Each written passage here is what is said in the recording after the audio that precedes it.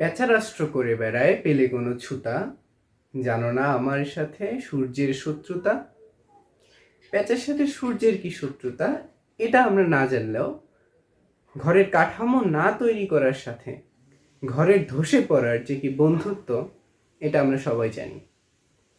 হ্যাঁ, আজকে আমরা আলোচনা করব চলন এবং অঙ্গচালনা নিয়ে। আসসালামু আলাইকুম, আমি কে মুহতাসিম বিল্লাহ। সবার আগে যে ব্যাপারটা আমি পরিষ্কার করতে চাই তা হচ্ছে কাঠামো নির্মাণের প্রয়োজনীয়তা বলার অপেক্ষা রাখে না, তারপরেও বলি, ছোটকালে কাদার ঘর তৈরি করেছো কারা কারা তারা অবশ্যই জানো ঘর বানানোর কিছুক্ষণ পরে ঘর হুড়মুড় করে পড়ে গেছে। চিন্তা করো, চিনের চালা যদি আমরা বানাই, নিচে যদি কাঠের কাঠামোটা না দিই, অথবা ঘরের ছাদ তৈরি করলাম সুন্দরভাবে, মাঝখানে রড দিলাম না, তাহলে কি অবস্থা হবে? সব কিছু ধসে পড়বে। তার মানে যাই করতে চাই না কেন আমাদের একটা নির্দিষ্ট কাঠামো দরকার। যেমন আমাদের বাবা মারা প্রায়ই বলে, মেরুদণ্ড সোজা করো, সোজা নিজের পায়ে দাঁড়াও, সোজা হয়ে দাঁড়াও। তার মানে কি বোঝা যাচ্ছে, এই ব্যাকবোন, মেরুদণ্ড বা রড ঘর তৈরির ছাদের ক্ষেত্রে এগুলো সবগুলোই কি একটা সুনির্দিষ্ট স্ট্রাকচার বা শক্ত একটা কাঠামো প্রদান করে। কাজেই আমাদের যে এত বড় শরীর, এই শরীরকে সোজা করে দাঁড়িয়ে রাখার জন্য অবশ্যই একটা কাঠামোর দরকার আছে। ঠিক সেই কাঠামোটাই প্রদান করে হচ্ছে আমাদের অস্থিতন্ত্র। যেটা আমাদেরকে জানতে হবে শুরুতেই সেটা হচ্ছে এটা কোথা থেকে তৈরি। আমরা সবার আগে সবকিছুর উৎপত্তি নিয়ে কথা বলি। তো এই যে চলন, এটার সাথে আমাদের যে কঙ্কাল তন্ত্রটা নিয়োজিত আছে, এটার উৎপত্তি কোথা থেকে? আমরা জানি যে সকল প্রাণীর ক্ষেত্রে যৌনচরণ হয় তাদের সবারই ভ্রূণীয় দশায় 3টা স্তরের উৎপত্তি হয়। বাইরের দিকে একটা একটোডার্ম, মাঝখানে একটা লেয়ার থাকে, এটাকে বলে হচ্ছে মেসোডার্ম, আর ভিতরের দিকে একটা লেয়ার থাকে যেটাকে বলে এন্ডোডার্ম। এদের মধ্যে এই মেসোডার্ম স্তর থেকে তৈরি হবে আমাদের কঙ্কালতন্ত্র। এখন শুরুতেই বলে নেই কঙ্কালতন্ত্রের উপাদানগুলো কি কি, মানে কি কি নিয়ে আমাদের শরীরের এই ব্যবস্থাটা গঠিত। সবার আগে বলার কোনো প্রয়োজনই থাকে না অস্থির কথা, কারণ অস্থি কি করে আমাদের শরীরের এই কাঠামোটাকে দাঁড় করে রাখে। আমরা শক্ত শক্ত বেশ কিছু জিনিসই দেখতে পাই, আমাদের হাতটা শক্ত হয়ে আছে, হাত দিয়ে চাপ দিলেই বুঝতে পারি ভিতরে একটা শক্ত কিছু আছে রডের মতো, এটা হচ্ছে অস্থি। এখন চিন্তা করো, আমরা যদি একটা জয়েন্ট আঁকি, মনে করো এটা একটা অস্থি, এদিকে মনে করো যে এটা আরেকটা অস্থি, এটা এর মাথা, এটা এর মাথা, ঠিক আছে? এখন আমরা যদি চিন্তা করি যে এরা এই জায়গাটাতে জয়েন্ট লাগছে পরস্পরের সাথে, ঠিক আছে, এই জায়গাটাতে জয়েন্ট লাগছে, এটা মনে করো যে হাতের কথাই চিন্তা করি আমরা, যদি এই জায়গাটাতে জয়েন্ট হয়েছে, ঠিক আছে? এখন এই জয়েন্টটাকে ধরে রাখার জন্য এই যে দেখো, এই যে একটা, এই যে একটা, দুইটা তো আলাদা আলাদা অস্থি, আমাদের কি কাজ করতে হবে? হাতটাকে নাড়াইতে হবে, পাটাকে নাড়াইতে হবে।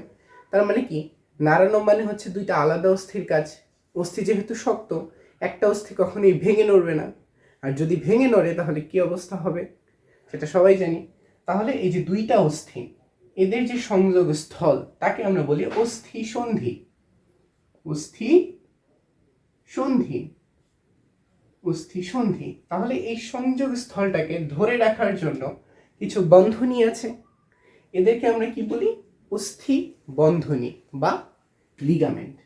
তাহলে আমরা এখানে বলতে পারি হচ্ছে লিগামেন্ট একটা।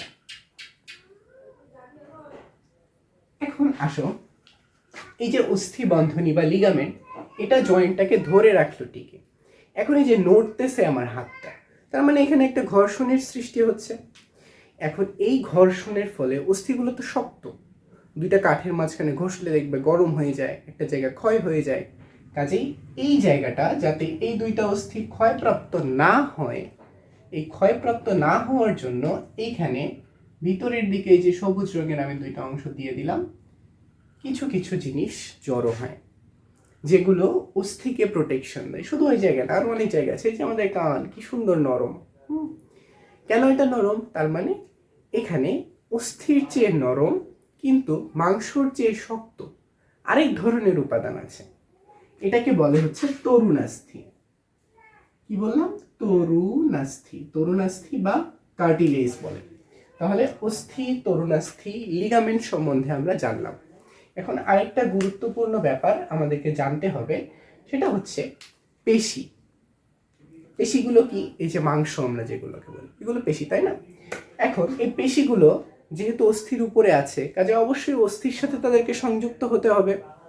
তো এই সংযুক্ত হওয়ার জন্য তারা একটা বিশেষ ব্যবস্থা ধারণ করে। মনে করো এটা একটা পেশি, হ্যাঁ, এই মাথাটা দেখো শক্ত হয়, পেশির মাথাটা শক্ত হয়ে অস্থির সাথে সংযুক্ত হয়। এই শক্ত মাথাটাকে বলে টেন্ডন। টেন্ডন। আরেকটা বাকি অস্থি সন্ধি নিজেই। তাহলে অস্থি সন্ধি, তাহলে আমরা বলতে পারি এই যে জিনিসগুলো অস্থি, তরুণাস্থি, লিগামেন্ট, টেন্ডন, অস্থি সন্ধি, এই সবগুলো নিয়ে গঠিত হচ্ছে আমাদের কঙ্কাল তন্ত্র। কঙ্কাল তন্ত্র। এখন এই কঙ্কাল তন্ত্র, এটার কাজ কি? আমরা বলেই ফেলেছি অলরেডি, একটা কাঠামো প্রদান, তারপরে হচ্ছে সুরক্ষা প্রদান। আমাদের শরীরের ভিতরের যে অঙ্গগুলো আছে, যেমন মাথার ভিতরে আছে মস্তিষ্ক, ভিতরে আছে বুকের ভিতরে হার্ট, ফুসফুস, ঠিক আছে? তো এগুলো যদি ভিতরে না থাকতো, অল্প আঘাতেই যদি মস্তিষ্ক বের হয়ে যেত, তাহলে কি অবস্থা হতো? তার মানে কি? একটা সুরক্ষা প্রদান, কাঠামো সুরক্ষা, ভার বহন করতেছে সারা শরীরের পায়ের অস্থিগুলো, চলনে সহায়তা করতেছে, ঠিক আছে? তারপরে এই যে বিভিন্ন অস্থিগুলো, এদের যে লিগামেন্ট, এরা কি করতেছে? পেশি সংযোগের একটা তল সৃষ্টি করতেছে। তাহলে এই পাঁচটা মোটামুটি হচ্ছে অস্থিতন্ত্র বা কঙ্কালতন্ত্রের কাজ। আরো কিছু কিছু কাজ আছে, হ্যাঁ, এগুলো পড়লেই বুঝতে পারবো আমরা। তারপরে আমি একটা জিনিস মনে করিয়ে দিই তোমাদের, এই যে অস্থির ভিতরে কিছু কিছু জিনিস থাকে, আমরা পড়েছি রক্ত পড়ার সময়, মনে আছে কিনা জানি না। অস্থির ভিতরে থাকে হচ্ছে অস্থি মজ্জা। অস্থি মজ্জা, ঠিক আছে? এই অস্থি মজ্জা আবার হয় দুই রকমের। কিছু হয় হচ্ছে লোহিত বা লাল অস্থি মজ্জা, আর কিছু হয় হচ্ছে পীত অস্থি মজ্জা।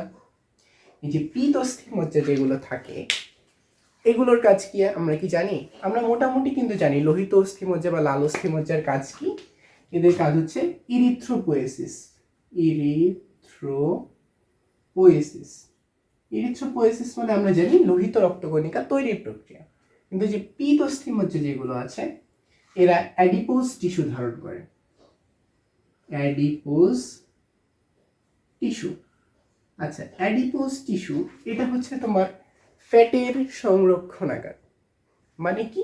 এগুলো ফ্যাট টিস্যুগুলোকে ধারণ করে, এরা পীত হয় বা হলুদ রঙের হয়। আরেকটা গুরুত্বপূর্ণ ব্যাপার হচ্ছে লোহিত রক্তকণিকা জন্মের পরে সব থেকে বেশি থাকে। যত বয়স বাড়ে লোহিত অস্থিমজ্জা পীত অস্থিমজ্জায় পরিণত হয়। তাহলে তার মানে তুলনামূলকভাবে যেহেতু লোহিত অস্থিমজ্জা কমে, কাজেই লোহিত রক্তকণিকার সংখ্যাও কিন্তু বয়স বাড়ার সাথে সাথে কমতে থাকে, আমরা এটা দেখেছি। তাহলে এই যে ইরিথ্রোপোয়েসিসের কাজ করা অ্যাডিপোজ টিস্যু। আরেকটা গুরুত্বপূর্ণ ব্যাপার আছে, অস্থি থেকে এক বিশেষ রকমের হরমোন নিঃসৃত হয় যাকে বলে অস্টিওক্যালসিন। অস্টিওক্যালসিন। ক্যালসিন, এই অস্টিওক্যালসিন ক্যালসিয়ামের বিপাকে একটা গুরুত্বপূর্ণ ভূমিকা পালন করে। শুধু তাই নয়, এটা সুগার লেভেল নিয়ন্ত্রণেও গুরুত্বপূর্ণ ভূমিকা পালন করে, ঠিক আছে? আচ্ছা, বা চিনির পরিমাণের ভারসাম্য রক্ষায়। তাহলে অস্থি সম্বন্ধে, এর কাজ সম্বন্ধে আমরা মোটামুটি একটা স্বচ্ছ ধারণা কিন্তু অর্জন করতে পারলাম। আমরা এই কঙ্কালতন্ত্র আলোচনা করব বহু মাধ্যমে। বোর্ডে করব, 3D মডেলে দেখে করব, রঙিন চিত্র দেখে করব, সরাসরি অস্থি হাতে নিয়েও দেখব।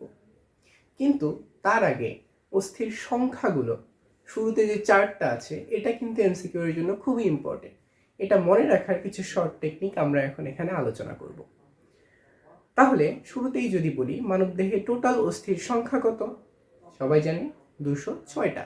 আর শিশুদের ক্ষেত্রে এর সংখ্যা কত থাকবে? 300টা। গোটা মানব শরীরে যে পরিমাণ অস্থি আছে, আচ্ছা এটা লিখে নেই, 206 আর হচ্ছে 300টা। গোটা শরীরে যে অস্থিগুলো আছে এই অস্থিগুলো দুই টাইপের হয়, মনোযোগ দাও, দুই টাইপের। কি? একটা হচ্ছে দেখো আমার সোজা দেহ অক্ষ বরাবর কোমরের উপর পর্যন্ত, পা থেকে উপরে মাথা পর্যন্ত যে অস্থিগুলো আছে এগুলো দেহ অক্ষ বরাবর। কাজেই এই কঙ্কালগুলোকে আমরা বলি হচ্ছে অক্ষীয় কঙ্কাল। আর কিছু উপাঙ্গ আছে আমাদের, দুই হাত দুই পা, হ্যাঁ, এই অঙ্গগুলোকে, এখানে যে অস্থিগুলো আছে তাদেরকে আমরা বলি উপাঙ্গীয় কঙ্কাল। উপাঙ্গীয় কঙ্কাল। এখন আসো, এই যে অক্ষীয় কঙ্কাল আছে দেহ অক্ষ বরাবর, এর মাঝখানে কোন কোন জিনিস থাকে? সবার আগে আমরা যদি বলি এই অক্ষীয় কঙ্কালের একেবারে উপরের দিকে আছে এই জিনিসটা, এটা কি? মাথা। এই মাথাকে আবার আমরা দুইটা ভাগে ভাগ করতে পারি। আচ্ছা, মাথাটা আমরা আগে লিখে নেই, এটা হচ্ছে করোটি, ঠিক আছে, করোটি। হ্যাঁ, এখন এই করোটি পুরো মাথা, এটাকে আবার আমরা দুইটা ভাগে ভাগ করতে পারি, করোটিকা। করোটিকা কি? মাথার উপরের অংশটা, যেটা মস্তিষ্ককে আবৃত করে রেখেছে, ঠিক আছে। আচ্ছা, একে বলে আবার ক্রেনিয়াম। ক্রেনিয়াম। আচ্ছা, যেহেতু একে ক্রেনিয়াম বলে এজন্য আবার মানুষকে ক্রেনিয়াটা বলা হয়, ঠিক আছে। আচ্ছা, এটা আমরা আগে পড়ছিলাম প্রথম অধ্যায় পড়ার সময়। আচ্ছা, এই যে করোটি, এর মাঝখানে করোটিকা আর মুখমণ্ডল নির্মাণকারী কিছু অস্থি আছে। তাহলে এখানে আরেকটা থাকবে কি? মুখমণ্ডলীয় অস্থি, ঠিক আছে, মুখমণ্ডলীয় অস্থি। তাহলে এই গোটা করোটি বাদে আর কি কি আছে? পিছনের দিকে আছে আমাদের মেরুদণ্ড। মেরুদণ্ড। তারপরে সামনের দিকে হচ্ছে বক্ষ পিঞ্জর, লিখে রাখি, বক্ষ পিঞ্জর। বক্ষ পিঞ্জর। এই বক্ষ পিঞ্জরের মধ্যে আবার অনেকগুলো অস্থি আছে। এই যে বুকের খাঁচা নির্মাণকারী অস্থি, সামনের দিকে একটা ছোট অস্থি আছে, স্টার্নাম বলে। আচ্ছা, ঠিক আছে, তাহলে মোটামুটি এই তিনটা নিয়ে গঠিত। আরেকটা অস্থি আছে এইখানে, হ্যাঁ, গলার নিচে, এটাকে বলে হাইওয়েড। হাইওয়েড। এই নিয়ে কিন্তু মোটামুটি আমাদের অক্ষীয় কঙ্কালটা গঠিত হয়। এখন এই করোটিকার অস্থি সমূহ মনে রাখার জন্য একটা ছোট টেকনিক আছে। আমরা যদি এইটা মনে রাখতে চাই, এটা আমরা মনে রাখতে পারি হচ্ছে ফুপাটোসা। হ্যাঁ, ফুপাটোসা। এগুলো দিয়ে কি হয় চলো আমরা ঝটপট দেখে নিই। আমরা এখানে সময় নষ্ট করব না, কারণ আমাদের আরো অনেক কিছু পড়তে হবে। এফ দিয়ে হয় হচ্ছে ফ্রন্টাল। আচ্ছা, পি দিয়ে হয় হচ্ছে প্যারাইটাল। প্যারাইটাল। টি দিয়ে হয় হচ্ছে টেম্পোরাল। ও দিয়ে হয় হচ্ছে অক্সিপিটাল। এস দিয়ে হয় হচ্ছে স্ফেনয়েড। স্ফেনয়েড। আর এই যে এ দিয়ে, এটা হয় এথময়েড। তাহলে frontal, parietal, temporal, occipital, sphenoid, ethmoid. তিন ছয়টা টোটাল হইল, ছয়টা টাইপ। এদের মধ্যে এই যে পার্ট, PAT, আচ্ছা, প্যারাইটাল আর হচ্ছে টেম্পোরাল। আচ্ছা, এটা হচ্ছে স্মল এ, এটা হচ্ছে প্যারাইটাল, আর টিতে হচ্ছে টেম্পোরাল। আচ্ছা, এই দুইটা হচ্ছে জোড়স্থি, তার মানে এদের সংখ্যা হচ্ছে দুইটা করে, এইটা দুইটা, এই যে টেম্পোরাল দুইটা, তার মানে বাকি কয়টা থাকলো? 1 2 3 4, চারটা, ঠিক আছে। তাহলে এই চারটা আর এটা দুইটা করে, 2 2 4টা, তাহলে টোটাল অস্থির সংখ্যা আমাদের কত দাঁড়াইলো? 8টা। তার মানে করোটিকার অস্থি হচ্ছে 8টা। মুখমণ্ডলীয় অস্থিগুলোকে আমরা একটা সহজ ছন্দের মাধ্যমে মনে রাখতে পারি। কি সেটা? মামাজান ল্যান ভাপা মাইশা। এখান থেকে দেখো, ম দিয়ে আসে ম্যাক্সিলা, আবারও ম দিয়ে আসে ম্যান্ডিবল, যা দিয়ে আসে জাইগোমেটিক, ন দিয়ে আসে ন্যাজাল, ল দিয়ে আসে ল্যাক্রিমাল, আবার ন দিয়ে এই ন্যাজালি, বাট এটা হচ্ছে ইনফেরিয়র ন্যাজাল কঙ্কা, মানে এই ন্যাজালের নিচে থাকবে এটা। ঠিক আছে, ভ দিয়ে আসে ভোমার, প দিয়ে আসে প্যালেটাই। ঠিক আছে, এই এতটুকু। তাহলে এখানে 4টা, 2টা 6টা আর 2টা 8টা অস্থি। আমরা দেখছিলাম করোটিকার ক্ষেত্রে সব অস্থি হচ্ছে আনপেয়ার্ড বা বিজোড়, এক্সেপ্ট পার্ট, প্যারাইটাল এবং টেম্পোরাল। কিন্তু এখানে সব অস্থি জোড়ায় জোড়ায় থাকে, মুখমণ্ডলের দুই পাশে 2টা করে থাকবে, এক্সেপ্ট ভোমা। ভোমাতে কি হয়, ভোমার এবং ম্যান্ডিবল। ম্যান্ডিবল হচ্ছে নিচের চোয়াল, এই যে এটা পুরোটা একটা অস্থি। ঠিক আছে, আচ্ছা তাহলে কি হইলো, 8টার মধ্যে 6টা পেয়ার্ড, মানে 6 দুগুণ 12, আর এই 2টা একটা করে, কত হইলো টোটাল 14টা। এখন এই যে কান দুই পাশে, এই কান যে ভিতরে গেছে, মধ্যকর্ণের মধ্যে 3টা অস্থি আমরা পড়ছিলাম কোথায়, যখন কান পড়ছিলাম আমরা অষ্টম অধ্যায়ে। তো ওই 3টা অস্থিকে বলা হয় হচ্ছে কর্ণাস্থি। কর্ণাস্থি। এখন এই যে কর্ণাস্থি, মেলিয়াস ইনকাস স্টেপিস, মাইশা। ঠিক আছে, আচ্ছা একটা করে, 2টা কান, তাহলে কয়টা হবে টোটাল 6টা। আচ্ছা এখন আসো, আর একটা আছে, এই যে হা, এই হা দিয়ে হচ্ছে হাই ওয়েড। কি বললাম, এটা হবে হাই ও এড, হাই ওয়েড। হাই ওয়েড একটা অস্থি যে ম্যান্ডিবলের পেছনের দিকে থাকে। হ্যাঁ, এখানে অনেকগুলো মাসেল, তারপরে হচ্ছে আমাদের ল্যারিংস ফ্যারিংস, এগুলোর বিভিন্ন জায়গাগুলো ইনসারশন নেয়। এটাও এরকম করে ঘোরানো একটা অস্থি, এটা বেজোড়। ঠিক আছে, এখানে একটা অস্থি আছে। তাহলে এই একটা ছন্দ দিয়ে দেখো, আমরা মুখমণ্ডলীয় অস্থি, কর্ণাস্থি, আর কি হাই ওয়েড। হ্যাঁ, এটাকে আলাদাই রাখা হয়, এটাকে এগুলোর সাথে দলভুক্ত করা হয় না। সবগুলো আমরা মনে রাখতে পারলাম। তাহলে দেখো, করোটিতে টোটাল আমার কয়টা অস্থি হলো, 14 আর 8 হচ্ছে 22, 22 হচ্ছে 28 আর 1 29টা অস্থি হচ্ছে টোটাল আমার করোটির মধ্যে। আমাদের মেরুদণ্ডে যে অস্থিগুলো আছে, এগুলোকে আমরা আরেকটা মজার ছন্দ দিয়ে মনে রাখতে পারি। দেখো, সার থোরা লম্বা স্যাকরা কালা। ঠিক আছে, এভাবে বলিও না আবার কাউকে, বুঝছো, রাগ হয়ে যাবে স্যারেরা। সার থোরা মানে সামান্য, লম্বা স্যাকরা, লম্বা চৌড়া বলি না আমরা, কালা। ওকে, এখানে দেখো, এই সার দিয়ে হয় সার্ভাইকাল, থোরা দিয়ে থোরাসিক, লাম্বার, স্যাক্রাল, কক্কিজিয়াল। ঠিক আছে, এদের কাউন্টটা ইম্পর্টেন্ট। সার্ভাইকাল মানে হচ্ছে এটা গ্রীবাদেশীয়, এই যে গলার পিছনের দিকে এগুলো, তাহলে এটা হচ্ছে গ্রীবাদেশীয়। আচ্ছা, এরপরে আসে থোরাসিক। থোরাসিক বা হচ্ছে বক্ষদেশীয়, এই যে বুক, হ্যাঁ বুকের পেছনের দিকে যে অস্থিগুলো আছে। লাম্বার, লাম্বার হচ্ছে কোটিদেশীয়। কোমর, কোমরের উপরের দিকে, হ্যাঁ থেকে থোরাসিক বা বুকের নিচ পর্যন্ত। স্যাক্রাল, স্যাক্রালটা হচ্ছে শ্রোণীদেশীয়, হ্যাঁ কোমরের নিচে। আর কক্কিজিয়াল, এটা হচ্ছে পুচ্ছ। পুচ্ছ মানে কি বলতো, পুচ্ছ মানে হচ্ছে লেজ। ঠিক আছে, এই যে লেজ আমরা যেসব প্রাণীর দেখি তাদের ক্ষেত্রে কিন্তু এই কক্কিজিয়াল ভার্টিব্রাগুলো এটা ঠিক থাকে, কিন্তু মানুষের ক্ষেত্রে কিন্তু এই স্যাক্রাল, কক্কিজিয়াল এগুলো ঠিক থাকে না। ঠিক আছে, এগুলো ছোট হয়ে যায়, একত্রিত হয়ে যায়। আচ্ছা আমরা কাউন্টগুলো দেখি তাহলেই ক্লিয়ার হবে। সার্ভাইকাল বা গ্রীবাদেশীয়, এদের সংখ্যা হচ্ছে 7টা। ঠিক আছে, তাহলে এটা হচ্ছে 7। থোরাসিক হচ্ছে 12টা, এটা হচ্ছে 5, এটাও 5, এটা হচ্ছে 4।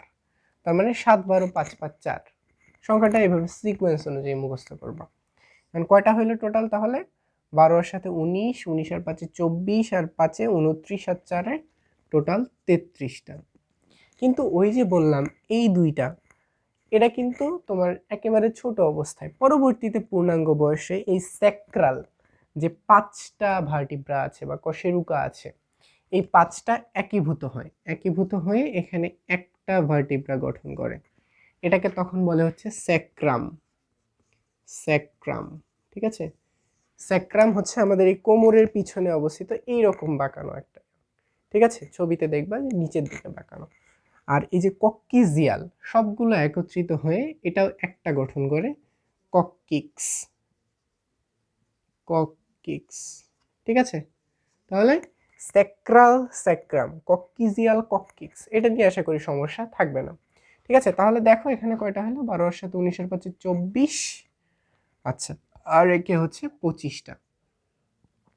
ঠিক আছে, তাহলে টোটাল আমার হইল কয়টা, 25টা, 26টা। ভুল হয়েছে, হিসাবে ভুল হয় ভাই। 12 এর সাথে 19, 19 আর 5 24, 25, 26টা টোটাল। ঠিক আছে, তাহলে মেরুদণ্ড টোটাল হচ্ছে কয়টা, 26টা, এটা 29টা। এখন বক্ষ পিঞ্জরে আসি। এই যে আমাদের পিছনের দিকে থোরাসিক যে ভার্টিব্রাগুলো, বক্ষ দেশীয় ভার্টিব্রা, এই বক্ষ দেশীয় ভার্টিব্রার প্রত্যেকটা ভার্টিব্রা থেকে একটা করে রিব বা পরশুকা বুকের ভিতরে চলে আসছে। এইভাবে মনে করো পিছনের দিকে এইটা হচ্ছে আমার মেরুদণ্ড, দুই দিক থেকে এরকম আঙ্গুলের মতন কিছু রিব গিয়ে সামনে গেছে। ঠিক আছে, এরকম কয়টা আসছে, থোরাসিক ভার্টিব্রা যতটা ততটা দুই দিক থেকে আসছে, তার মানে 12 12 24টা, ডান থেকে 12টা, বাম থেকে 12টা।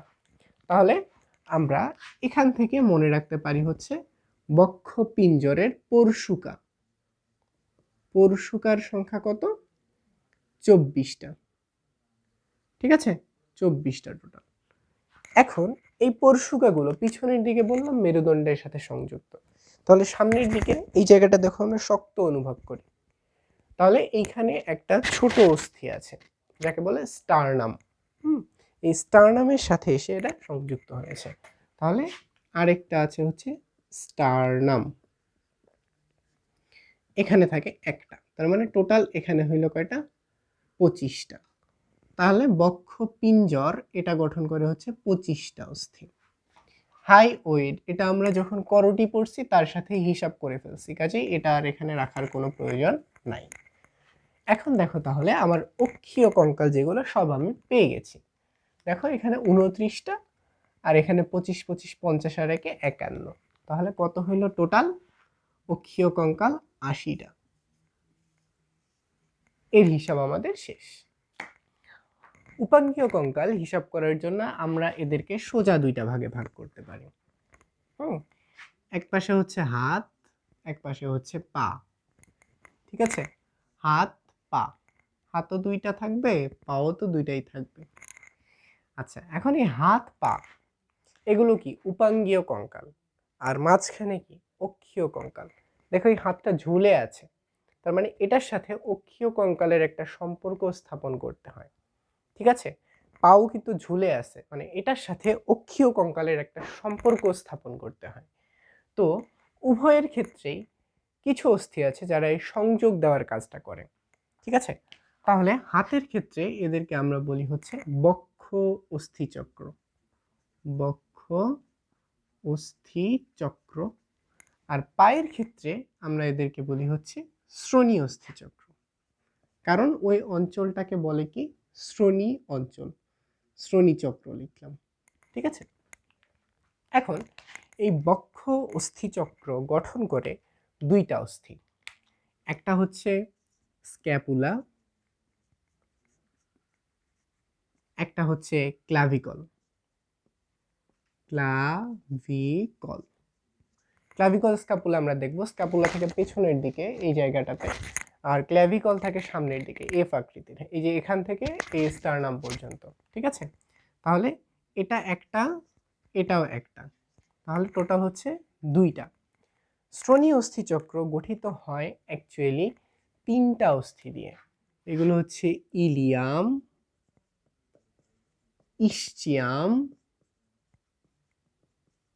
আরেকটা হচ্ছে পিউবিস, পিউবিস। ঠিক আছে, দেখো এখানে তিনটা, কিন্তু ওই যে বললাম মানুষ বড় হইলে 300 থেকে অস্থি সংখ্যা ডিরেক্ট 206 হয়ে যায়, মানে অনেকগুলো অস্থি কমে যায়। তো এই তিনটা পরবর্তীতে একত্রিত হয়ে একটা অস্থি গঠন করে, কি সেটা, এটা হচ্ছে হিপ বোন, হিপ বোন।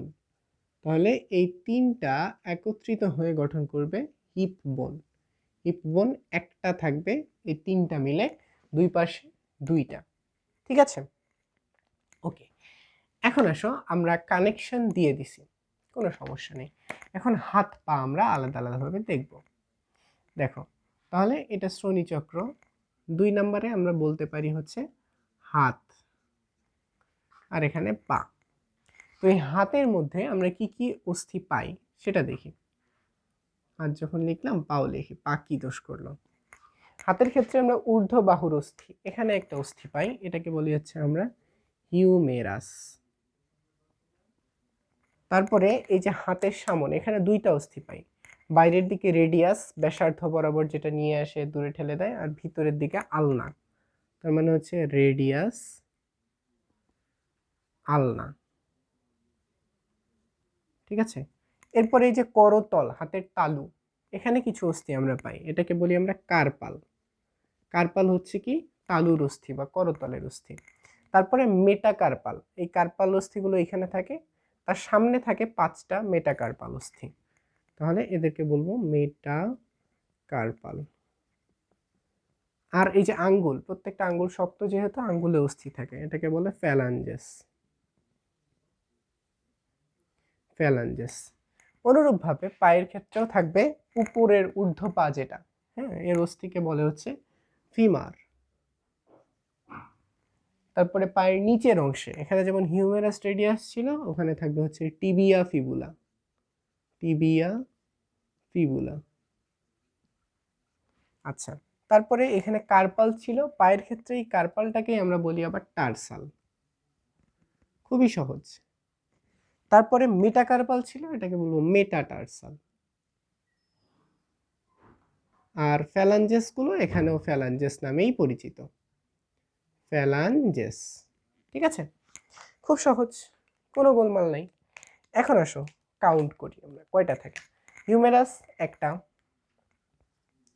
তারপরে রেডিয়াস একটা, আলনা একটা, একটা একটা, কার্পাল, করতল, হ্যাঁ, করতলের মধ্যে আবার এখানে ছোট ছোট অনেকগুলো অস্থি থাকে।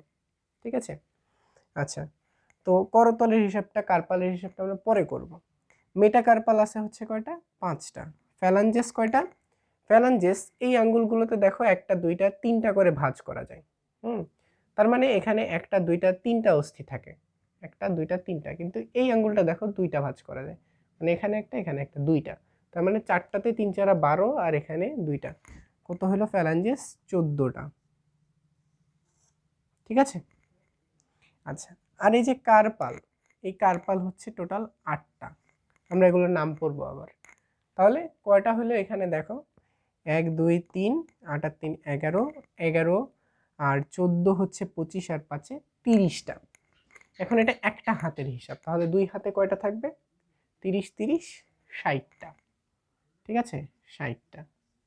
আর এখানে স্ক্যাপুলা একটা, ক্ল্যাভিকল একটা একদিকে, তাহলে দুই দিকে টোটাল হবে 2 2 4টা, তাহলে কত হইল টোটাল, 64টা। হাতের গুলোই পায়ের ক্ষেত্রে যেহেতু প্রতিস্থাপিত হয়েছে, সংখ্যাগুলো প্রায় সমান থাকবে। দেখো, ফিমার থাকবে একটা, টিবিয়া থাকবে একটা, ফিবুলা থাকবে একটা, এই যে কার্পালের জায়গায় হয়েছে টার্সাল, এখানে 8টার জায়গায় টার্সাল অস্থি থাকবে 7টা, এটা কারণ আছে। মেটাটার্সাল দেখো 5টা 5টা, ফ্যালাঞ্জেস 14টা 14টা। এখানে একটা অস্থি শর্ট হয়ে গেছে, এই অস্থিটা কিন্তু শর্ট থাকে না, সেম থাকে। কিভাবে, হাঁটুতে হাত দিয়ে দেখো একটা জিনিস নড়ে। ঠিক আছে, এই 7টার মধ্যে আরেকটা অস্থি, এটাকে বলে হচ্ছে প্যাটেলা। প্যাটেলা, এই প্যাটেলা একটা অস্থি। ঠিক আছে, এই প্যাটেলা একটা সিসাময়েড অস্থি, মানে টেন্ডন থেকে এর জন্ম। ঠিক আছে, অস্থিগুলোর মতো এর অরিজিন না, তাহলে এটা একটা প্যাটেলা। পিসিফর্ম আছে আরেকটা অস্থি। ঠিক আছে, এই দুইটা হচ্ছে সিসাময়েড অস্থি, প্রায় এমসিকিউ আসে, প প দিয়ে মনে রাখবা, প্যাটেলা আর একটা পিসিফর্ম। পিসিফর্ম। আচ্ছা, এটা এখানে নাই কিন্তু আমি এটা লিখতাম এমনিতে। তাহলে এখানে দেখো 1 2 3 7 আর 3 10 5 15 আর 14 হচ্ছে 29, আর একটা 30, দুই পা মিলে থাকবে 30 30 60। আর এই যে এখানে 3টা মিলে একটা হিপ বোন ডানে একটা হিপ বোন বামে, তার মানে এখানে 2, তাহলে এখানে 62, এখানে 64। ঠিক আছে, কত হলো, 126। তাহলে এই দুইটা মিলে আমরা যদি যোগ করি, তাহলে টোটাল দেখো আমাদের 206খানা অস্থি কিন্তু পূর্ণ হয়ে গেছে। ঠিক আছে, তাহলে আমাদের অস্থির কাউন্ট আমরা সারা শরীরে শিখে ফেললাম।